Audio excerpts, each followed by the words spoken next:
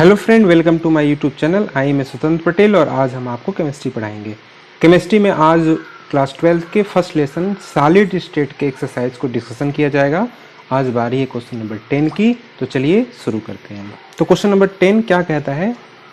Question number 10 कहता है तो calculate the efficiency of packing. Efficiency of packing का मतलब होता है संकुलन क्षमता। संकुलन क्षमता। तो calculate the efficiency of packing in case of metal crystal, मतलब धातु क्रिस्टल का हमको संकुलन क्षमता निकालना है। किसका किसका, कौन से धातु क्रिस्टल का? तो पहला दिया है सिंपल क्यूबिक, दूसरा दिया है बॉडी सेंट्रल क्यूबिक जिसको बीसीसी कहते हैं, और तीसरा दिया है फेस सेंट्रल क्यूबिक जिसको हम लोग एफसीसी कहते हैं। यानी जो भी ये क्रिस्टल की संरचना दिया है, तीनों का जो है हम लोगों को संकुलन क्षमता निकालना है। हमारे सिलेबस में भी यही तीन है, तो हमारा संकुलन क्षमता का टॉपिक यहाँ कंप्लीट हो जाएगा अगर इसको हम लोग देख लिया जाएगा तो क्वेश्चन आप लोग समझ गए होंगे। क्वेश्चन क्या कह रहा है, फिर से मैं एक बार बता दे रहा हूँ। क्वेश्चन ये कह रहा है कि संकुलन क्षमता निकालना है किसका किसका? सिंपल क्यूबिक का, बॉडी सेंट्रल क्यूबिक का और फेस सेंट्रल क्यूबिक का। इसमें हम लोग सबसे पहले ये समझने का प्रयास करते हैं कि संकुलन क्षमता किसे कहते हैं। तो संकुलन क्षमता किसे कहते हैं? इकाई सेल के कुल आयतन का वह भाग जो उसमें उपस्थित उसके मौलिक कणों के द्वारा घिरा रहता है संकुलन क्षमता कहलाता है। चलिए मैं एक आसान भाषा में समझाता हूं कि आप पहले देख लीजिए इकाई सेल का टोटल आयतन कितना है, कितना जगह है इकाई सेल का, और उस इकाई सेल में हम रखते किसको हैं? मौलिक कणों को। तो कितना मौलिक कण हम रख सकते हैं, कितना मौलिक कण उसमें अट जाएगा और कितना जगह खाली बचेगा? कुछ न कुछ जगह खाली बचता है जिसको वाइड्स कहते हैं, रिक्तियां कहते हैं, आपको पता होगा। तो कितना जगह मौलिक कण उसमें कुल आयतन में ग्रहण कर लेगा, उस ग्रहण किए गए आयतन को ही हम लोग संकुलन क्षमता कहते हैं। तो चलिए परिभाषा हम देखते हैं। परिभाषा जो है, तो यहां देखिए संकुलन क्षमता जो मैंने आपको बताया, आप देखिए संकुलन क्षमता किसे कहते हैं? Packing efficiency. तो इकाई सेल के कुल आयतन हम ले लेंगे, इकाई सेल के कुल आयतन का वह भाग जो उसमें उपस्थित मौलिक कण क्या होगा? परमाणु, अणु या आयन, यही तीन ये होंगे। तो मौलिक कणों के द्वारा घिरा रहता है, संकुलन क्षमता कहलाता है। तो चलिए एक और एग्जाम्पल के द्वारा हम आपको समझाने का प्रयास करते हैं। इस एग्जाम्पल को आप अगर देखेंगे तो आपको ये समझ में आ जाएगा। संकुलन क्षमता का मतलब एक तरह से परसेंटेज हो गया। परसेंटेज आप कहाँ लाते हैं? एग्जाम में कई जगह होता है। एग्जाम का एक एग्जाम्पल लेते हैं तो आपको अच्छे समझ में आएगा। जैसे सपोज करिए कि 100 नंबर का पेपर है,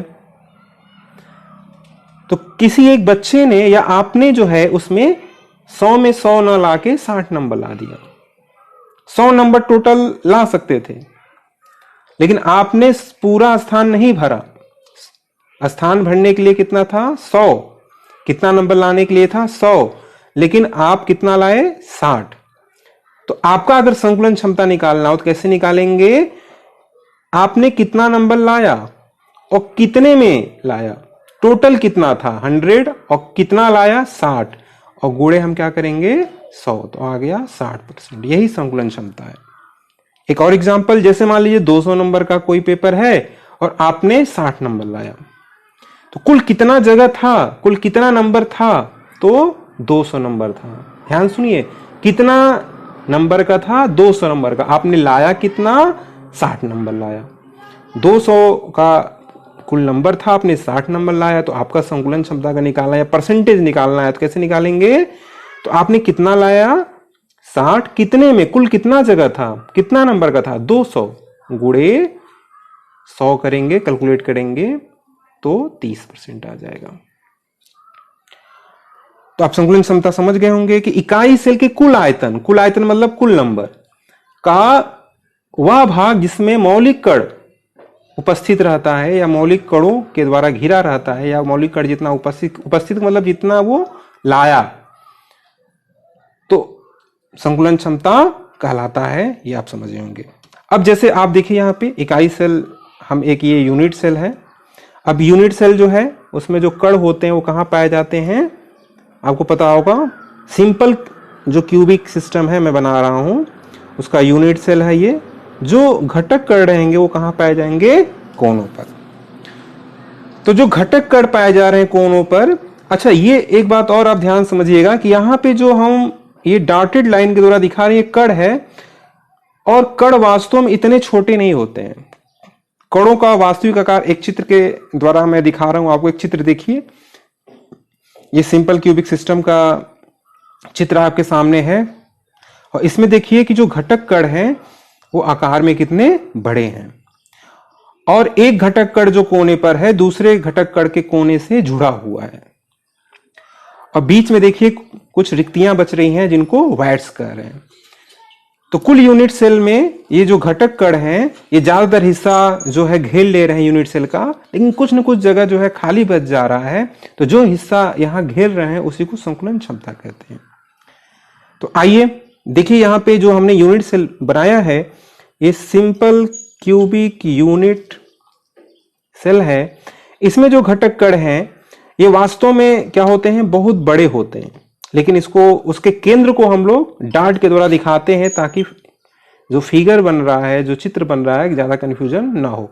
हम दो कण को बड़ा करके दिखा रहे हैं। यहां पे देखिए यह कुछ इस तरह का एक घटक कण यहां पाया जाएगा और दूसरा घटक कण कुछ इस तरह का पाया जाएगा। तो आप देख रहे होंगे कि इसके केंद्र को हम यहां पे दिखाया गया है। तो अब संकुलन क्षमता हम निकालेंगे कैसे, तो ये जो घटक कण है वो कहां पाए जा रहे हैं, तो यूनिट सेल में पाए जा रहे हैं। तो यूनिट सेल का कुल आयतन हम निकाल लें। जैसे आप परसेंटेज आपको निकालना है तो सबसे पहले क्या निकालना पड़ेगा, कितने नंबर में आपने कितना पाया, तो कितने जगह में ये घटक कण आ रहे हैं, तो कितने जगह में आ रहे हैं, तो इकाई सेल के कुल आयतन में आ रहे हैं। इकाई सेल का जो यहां लंबाई है, आप देखिए यहां पे लंबाई a है, ऊंचाई भी a है, और ये चौड़ाई भी है। तो इसका आयतन हम निकालेंगे, लंबाई गुणे चौड़ाई गुणे ऊंचाई। तो इस तरह से कुल आयतन में कितना हिस्सा जो है ये घटक कण जो है ग्रहण कर ले रहे हैं, उस हिस्से को ही हम लोग संकुलन क्षमता कहते हैं। तो अगर हमको किसी यूनिट सेल का संकुलन क्षमता निकालना हो तो क्या फार्मूला हम बनाएंगे, तो नीचे हम बताइए क्या रखेंगे, तो नीचे हम रखेंगे इकाई सेल का आयतन।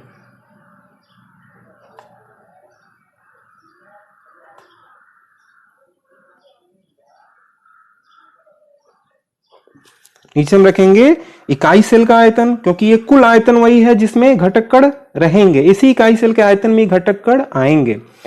और कौन इसमें आ रहा है, तो मौलिक कण आ रहा है, घटक कण आ रहा है। तो हम यहां रखेंगे मौलिक कणों का कुल आयतन। कहां, इकाई सेल में।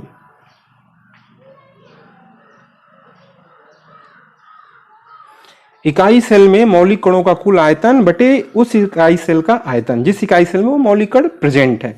तो ये हमारा फार्मूला हो जाएगा संकुलन क्षमता का।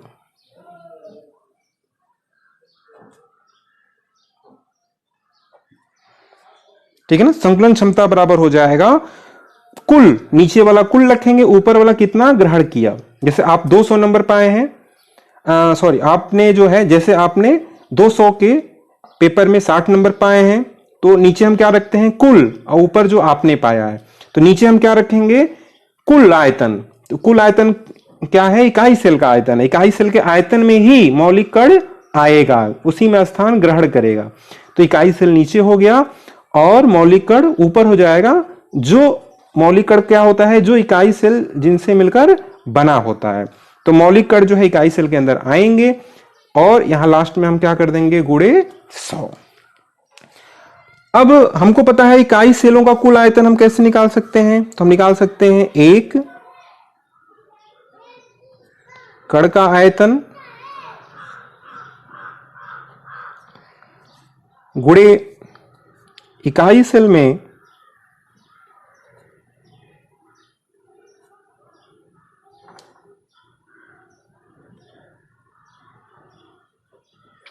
मौलिक कणों की संख्या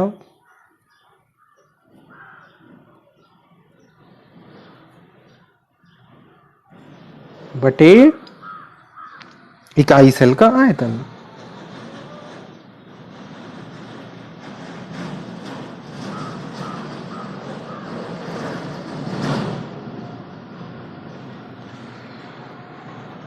तो इकाई सेल के कणों का कुल आयतन कैसे निकालेंगे? तो एक कण का आयतन और कुल का मतलब क्या हो जाएगा, कितने कण हैं उनका गुणा कर देंगे तो इकाई सेल का कुल आयतन आ जाएगा। इकाई सेल के मौलिक कणों का कुल आयतन हो जाएगा। अब देखिए इकाई सेल में मौलिक कणों की कुल जो संख्या होती है उसको हम लोग पढ़ चुके हैं, क्या लिखते हैं, जेड। कण का आयतन क्या होगा? तो अगर ये कण का जो त्रिज्या आर हो तो आयतन क्या होता है किसी गोलाकार कण का? तो होता है 4/3 पाई आर क्यूब। ये एक कण का आयतन हो जाएगा। और इकाई सेल का आयतन क्या होगा? भुजा, अगर प्रत्येक भुजा जो है ए हो तो इकाई सेल का जो आयतन होगा वो हमारा क्या होगा? ए क्यूब। ये हमारा संकुलन क्षमता का फार्मूला हो गया।